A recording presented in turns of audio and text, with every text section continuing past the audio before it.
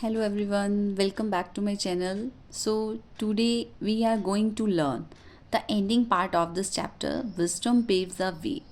In this part, we see how the four man's intelligence impresses the king and who realizes that true wisdom is more valuable than appearance.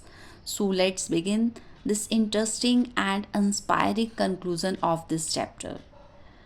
In the end, King is saying, marveling, extraordinary. You have not seen the camel, yet you know it intimately.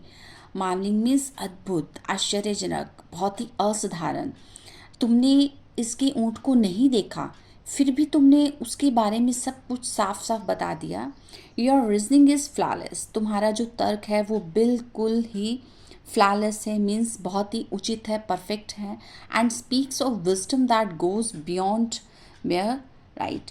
और इसमें बताया गया है कि यह उस ज्ञान की बात करता है जो बिल्कुल मात्र दृष्टि से बिल्कुल परे है. मतलब जिस चीज़ को आपने कभी देखा नहीं और आप उसके बारे में एक्सप्लेन कर रहे हैं.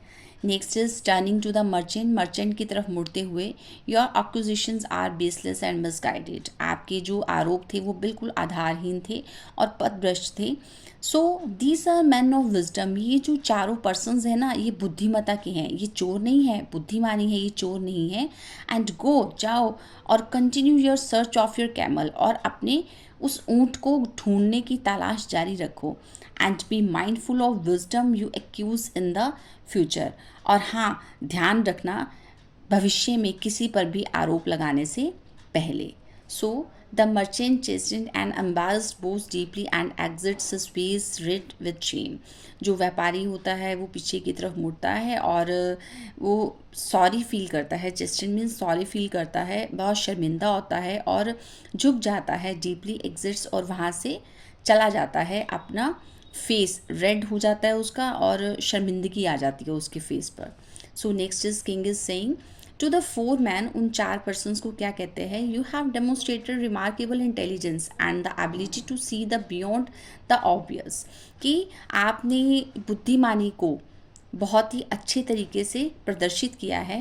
एंड एबिलिटी टू सी, और इसमें आपने ये भी बताया है कि पूरे योग्यता को दर्शाता है जो बिल्कुल भी उनकी दृष्टि मात्र से परे थी, यानी कि हर चीज़ ऑब्वियस थी.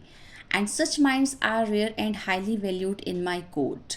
ये बता रहे हैं कि ये एक सम्मान है, यानी कि ये कहते हैं कि ऐसे जो दिमाग होते हैं ना वो बहुत ज़्यादा दुर्लभ होते हैं, बहुत ज़्यादा मुश्किल से ही मिलते हैं. And highly valued in my court, और मेरे दरबार में इनका सम्मान है. I extend to you the honour of becoming the adviser. और वो कहते हैं कि मैं इस सम्मान में आप सभी को अपना एक सलाहकार घोषित करता हूँ. एंड योर काउंसिल, तुम्हारी जो सलाह है वो मुझे बहुत ही गाइड करेगी मेरे डिसीजंस को लेने में.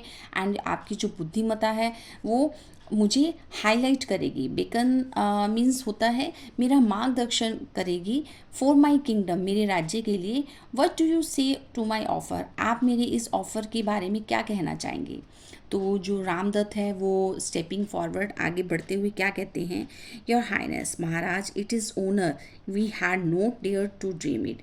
यह तो एक सम्मान की बात है जिसके बारे में तो मैं कभी भी सपने में भी नहीं सोच सकता था. So next is the Shivdatt क्या कहते हैं? We are humbled and deeply grateful for your trust in our abilities. ये एक अत्यंत विनम्र हम महसूस कर रहे हैं कि, और हमारी जो क्षमताएं हैं, हमारी जो योग्यताएं हैं, जिस पर आपने क्या किया है? भरोसा किया है. मैं उनके लिए आपका बहुत बहुत आभारी रहूँगा. सो नेक्स्ट इज़, अब हरदत्त क्या कहते हैं? To serve a wise and just ruler like yourself is a privilege we accept with all our hearts. कि आप जैसे एक बहुत ही बुद्धिमानी शासक की सेवा करना हमारे लिए एक बहुत ही प्रिविलेज मीन्स सौभाग्य की बात है. So we accept with all our efforts, तो हार्ट्स, तो हम बहुत ही दिल से, हम अपने दिल से आपकी सेवा को स्वीकार करते हैं. सो नेक्स्ट इज देवदत्त क्या बोलते हैं? We shall dedicate ourselves to our your services offering our insights and counsel in our matting you safe it. और हम अपने आप को, हम सब जो है, हम अपने आप को आपकी सेवा में पूरी तरह से समर्पित करते हैं और हम जो भी आपको सलाह लेनी होगी, मतलब जो उचित होगा आपकी इस मैटर में, हम उसको देने के लिए तैयार हैं। राजा कहते हैं, राइजिंग फ्रॉम हिज थ्रोन, अपने सिंहासन से उठ करके, then let it be known across the kingdom that 4 new advisors stands by my side, कि वो कहते हैं कि पूरे राज्य में ये घोषित कर दिया जाए कि 4 नए सलाहकार जो हैं वो मेरे साथ खड़े हैं। May your wisdom shine upon Ujjain and guide us to prosperity, और आपकी मेरे साथ सलाहकार होने के लिए, मतलब मैं चाहता हूँ कि ये जो उज्जैन है, उज्जैन पर ये बुद्धिमानी और ये जो चमक है वो ऑलवेज बनी रहे, एंड गाइड, और आप जो है वो हमें, प्रोस्पेरिटी मीन्स होता है समृद्धि प्रदान करें। So the court erupts in applause as the king steps down to great new advisors। इस तरह से जो सारा का सारा जो दरबार था वो तालियों से गूंज उठा, और जो राजा था वो नीचे आए सीढ़ियों से, और उन्होंने आकर के जो नए एडवाइज़र थे, सलाहकार, उनको ग्रीट किया, उनका सम्मान किया। The 4 men stand proud and humble, जो वो चारों के चारों पर्सनस थे वो बहुत ही गर्व महसूस कर रहे थे, विनम्रतापूर्वक, एंड देयर जर्नी, और उनकी जो ये यात्रा थी वो इन अ मैनर, वो इस तरीके से बहुत ही पूरी हुई जिस चीज़ की उन्होंने कभी कल्पना भी नहीं की थी। हैड नेवर एंटिसिपेटेड मीन्स जिसकी कभी उन्होंने कल्पना भी नहीं की थी। And in the end curtain, curtain means कि अब जो पर्दा है वो गिर जाता है जब उनकी जो स्टोरी जो है वो सब सोल्व हो जाती है। सो this chapter teaches us that wisdom, careful observation, and logical thinking can help us to solve the problems and earn respect.